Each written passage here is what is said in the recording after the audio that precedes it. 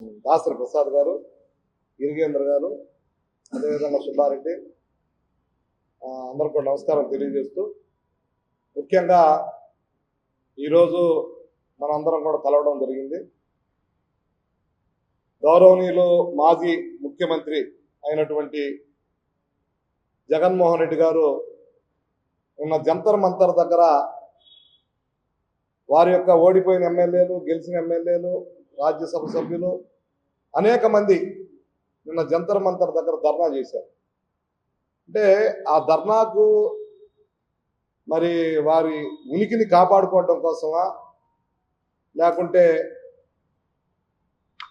వారు దేనికోసం ఇతర పార్టీలతో కలిసి పనిచేసే దానికోసంగా ప్లాన్ చేశారా జగన్మోహన్ రెడ్డి గారు అని చెప్పి ప్రజల్లో అందరూ కూడా ఒక సందేహం ఉంది. అయితే జగన్మోహన్ రెడ్డి గారు జంతర్ మంతర్ దగ్గర ఢిల్లీలో మాట్లాడుతూ, ఆంధ్రప్రదేశ్లో ఎన్డీఏ ప్రభుత్వం వచ్చిన తర్వాత అనేక హత్యలు, అనేక దాడులు, అనేక కేసులు జరిగినాయి అని చెప్పి ఆయన చెప్పడం జరిగింది. నేనైతే జగన్మోహన్ రెడ్డి గారిని అడుగుతున్నా, మీరు మాట్లాడేది దెయ్యాలు వేదాలు వల్లించినట్టుంది. ఒక్కసారి మీరు శుద్ధపోసలాగా, మీరేదో నిజాయితీ పౌరులాగా మీరు మాట్లాడిన మాట ప్రజలందరూ కూడా, ఉన్నటువంటి సౌకర్యాలతో చూసినటువంటి ప్రజలందరూ కూడా నవ్వుకున్నారు. ఈరోజు ఎక్కడ ఏ సంఘటన జరిగినా మీ యొక్క ప్రభావితం మీదే జరిగినటువంటి విషయం. ఎందుకంటే 5 సంవత్సరాలు మీకు అధికారం ఇస్తే ఈ యొక్క ఆంధ్రప్రదేశ్ ప్రజలు మీరు చేసినటువంటి దౌర్జన్యాలు, దహనకాండలు, దుర్మార్గాలు, హత్యలు ఏ విధంగా జరిగిందో చెప్పుకుంటా పోతే, వైజాగ్ నుంచి కరోనా నుంచి స్టార్ట్ అయినటువంటి ఒక ఎస్సీ సోదరులు డాక్టర్ సుధాకర్ గారు ఏ విధంగా గుండు చేయించి అతను ఏ విధంగా చనిపోయాడో, అది ప్రభుత్వం హత్య. ఆయన మెంటల్ హాస్పిటల్లో పెట్టడం యథేచ్ఛగా ఎవరు అడగలేదు. ఆ రోజు ధర్నా చేయాలి కదా మీరు. అదేవిధంగా అనంతబాబు ఎమ్మెల్సీ సుబ్రహ్మణ్యం డ్రైవర్ని మర్డర్ చేసి డోర్ డెలివరీ చేస్తే ఆ రోజు ధర్నా చేశారా? ఈవెన్ కావల్లో కరుణాకరు ఆత్మహత్య చేసుకుంటే మీ యొక్క వైసీపీ నాయకుల వల్ల ఆ రోజు ధర్నా చేశారా? లేకుంటే ఒక దళిత సోదరులు పెట్రోల్ బంకులో మీ యొక్క నాయకులు పోయి కొట్టి భయంకరంగా అటెంప్ట్ చేస్తే దాని మీద ఏమైనా ధర్నా చేశారా? లేకుంటే ఈ యొక్క రాష్ట్రంలో ఉన్నటువంటి ప్రతిపక్షాల మీద ఆ రోజు ఉన్నటువంటి మీ ప్రభుత్వం ఏ విధంగా దుర్మార్గమైనటువంటి కేసులు పెట్టి ఒక ఎంపీని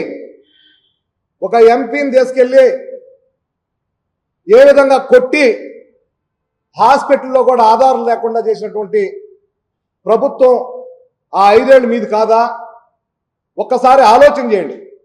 ఈరోజు ఆయనకు సపోర్ట్ చేస్తూ కొన్ని పార్టీలు అక్కడ సపోర్ట్ చేసినాయి అంటే ఎవరు ఉనికిని కోసం వాళ్ళు పనిచేస్తున్నట్టుంది ఈ యొక్క రాష్ట్రాల్లో.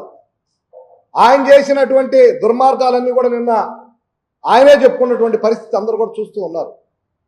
ఈ విధమైనటువంటి దుర్మార్గం జరిగితే, ఈ విధమైనటువంటి దారుకాండ జరిగితే ఎవరన్నా ధర్నా చేస్తే కేసులు పెట్టారు. ఈవెన్ జిల్లా ప్రెసిడెంట్గా నేనున్నప్పుడు నా మీద దాదాపు యొక్క నెల్లూరులో 10 కేసులు పైన పెట్టారు.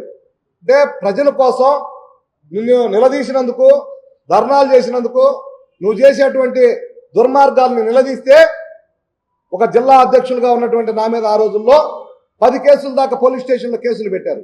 అంటే ఆ విధంగా నా మీదే ఇన్ని కేసులు పెడితే పబ్లిక్ మీద ఎన్ని వేల కేసులు ఈ యొక్క రాష్ట్రంలో పెట్టారో జగన్మోహన్ రెడ్డి సమాధానం చెప్పాలి. మొన్న వెళ్ళారు, వినుకొండ వెళ్ళారు. అక్కడ వాళ్ళ యొక్క నాయకులే ఒకరొకరు అంతకుముందు ఉన్న కక్షలతో, పాత కక్షలతో ఒకరి మీద ఒకరు హత్యా ప్రయత్నాలు చేసి హత్య చేసుకుంటే దాన్ని ఎన్డీఏకి పిలవడం, ప్రభుత్వాన్ని ఆపాదించడం, ఇవన్నీ చూస్తూ ఉంటే జగన్మోహన్ రెడ్డికి మతి స్థిమితం లేనటువంటి పరిస్థితి కనిపిస్తూ ఉంది. ఒకసారి ఏదైతే ఈ యొక్క రాష్ట్రంలో జగన్మోహన్ రెడ్డి గారిని గుయ్యమనే విధంగా ఆయన చెప్తా ఉంటాడు, కొట్టారో 11 సీట్లకు పరిమితం అయ్యారు. ఆ 11 సీట్లు కూడా రాకూడదు. ఇంకా నేనైతే ఆ రోజు కూడా మీకు చాలాసార్లు చెప్పా, సింగిల్ డిజిట్ ఆయన రాబోతుందని.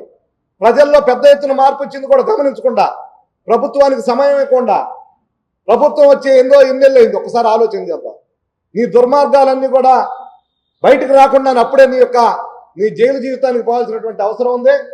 ఇవన్నీ కూడా తెలుసుకోకుండా నువ్వు ఎమ్మడే ఢిల్లీ పోయి ధర్నా చేశావు. మీ బాబాయిని మర్డర్ చేశారు. చంద్రబాబు గారు ముఖ్యమంత్రిగా ఉన్నప్పుడు చేశారని చెప్పారు. ఆ రోజు మీరు ఎందుకు ధర్నా చేయలేదు? మీ ప్రభుత్వం వచ్చింది, మా బాబాయిని ఎందుకు చంపారు, ఎవరు చంపారని చెప్పి ఎందుకు మీరు ధర్నా చేయలేదు? మీ అక్క చెల్లెళ్ళు ఇద్దరు నీతో రాష్ట్రం అంతా తిరిగారు, దేశం అంతా తిరిగారు. మా నాన్న చంపింది ఫలానా వాళ్ళని చెప్పారు. ఆయనకి ఎంపీ సీట్ ఇచ్చారు. మీరు ఎవరైతే హత్యలు చేశారో, ఎవరైతే దుర్మార్గాలు చేశారో, ఎవరైతే దౌర్జన్యాలు చేశారో వాళ్ళ మీద మీరు చేసినటువంటి ఏ విధంగా పరిస్థితులు ఉన్నాయో మీరు అందరూ కూడా గమనించాలి. ముఖ్యంగా కావల్లో ఉన్నటువంటి ఎమ్మెల్యే కావచ్చు, అదేవిధంగా ఇక్కడ ఉన్నటువంటి మంత్రులు కావచ్చు, కాకాని గోవర్ధన్ రెడ్డి గారు కావచ్చు, అనిల్ గారు కావచ్చు, అనేక మంది ఎంతమంది దౌర్జన్యాలు చేశారో వాళ్ళ భాష, వాళ్ళ వ్రాత భాష, వాళ్ళ ముఖంలో ఉన్నటువంటి పరిస్థితులన్నీ మనం కూడా గమనిస్తే ఎంత దుర్మార్గంగా బిహేవ్ చేశారో ఒక్కసారి మనం ఆలోచించాల్సినటువంటి అవసరం ఉంది. ఏదైతే గౌరవం మన ఇప్పుడు మంత్రిగా ఉన్నటువంటి నారాయణ గారిని ఏ విధంగా ఇబ్బంది పెట్టారో, ఎన్డీఏకి సంబంధించినటువంటి ప్రభుత్వంలో ఉన్న మంత్రి గారిని ఏ విధంగా ఇబ్బంది పెట్టారో మనం చూసాం. ఎక్కడ అరెస్ట్ చేశారో, ఎక్కడ దాడులు చేశారో, ఎక్కడికి పోతే అక్కడ మాజీ ఎమ్మెల్యేల మీద కావచ్చు, మాజీ మంత్రుల మీద కావచ్చు, మాజీ ముఖ్యమంత్రి అప్పుడున్న మాజీ ముఖ్యమంత్రి చంద్రబాబు నాయుడు గారి మీద కావచ్చు, ఇంతమంది మీద కేసులు పెట్టారు. భారతీయ జనతా పార్టీ నాయకుల మీద కావచ్చు. పవన్ కళ్యాణ్ గారిని వైజాగ్ వస్తే మీరు హోటల్ చుట్టూ పోలీసులు పెట్టి ఏ విధంగా బంధించారో ఒకసారి మనం ఆలోచన చేయాలి. అదేవిధంగా మీ యొక్క ప్యాలెస్ని, ఏదైతే వైజాగ్లో ఉన్న ఋషికొండ మీద ఉన్నటువంటి ప్యాలెస్ని చూడడానికి కూడా పాల్గొనేటువంటి పరిస్థితి ఈ రోజు మీ భోగాతం అంతా బయటపడుతుంది. 500 కోట్లతో ప్యాలెస్లు కట్టుకున్నాం. ఒక్కసారి ఆలోచన చేస్తే ఈ ప్రభుత్వ ధనాన్ని ఎంత దుర్వినియోగం చేసావో 20 సంవత్సరాల వెనక్కి ఈ రాష్ట్రాన్ని నెట్టిన పరిస్థితి జగన్మోహన్ రెడ్డిది.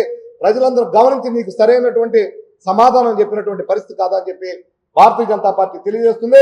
ఇకనైనా సరే ఈ యొక్క ఎన్డీఏ ప్రభుత్వానికి సపోర్ట్ చేయాలని చెప్పి కోరుతూ ఉన్నాం.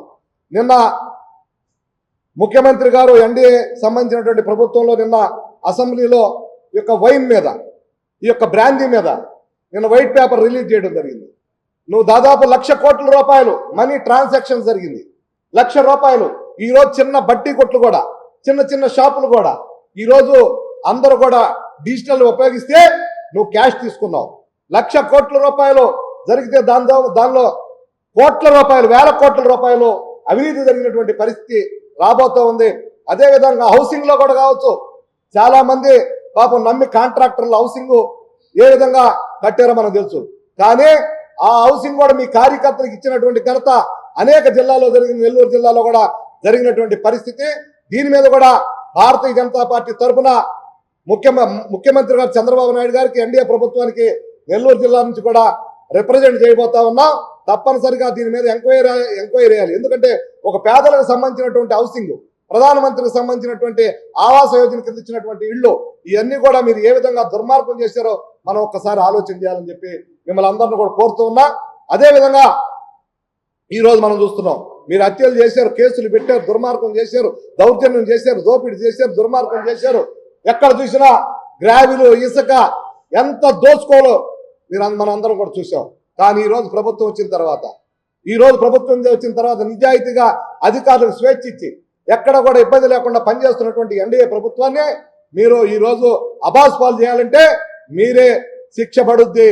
మీరు ఆ రోజు శశికళ ఏదైతే ఆ విధంగా చేసిందో, శశికళ గారికి ఏ విధంగా శిక్షలు పడ్డాయో మీకు కూడా అన్ని కేసుల్లో తొందరగా కోర్టు ఎంక్వైరీ చేసి మిమ్మల్ని జైలుకు పంపించాల్సినటువంటి అవసరం ఉంది. ఇప్పుడు దాకా తప్పించుకున్న 5 సంవత్సరాలు.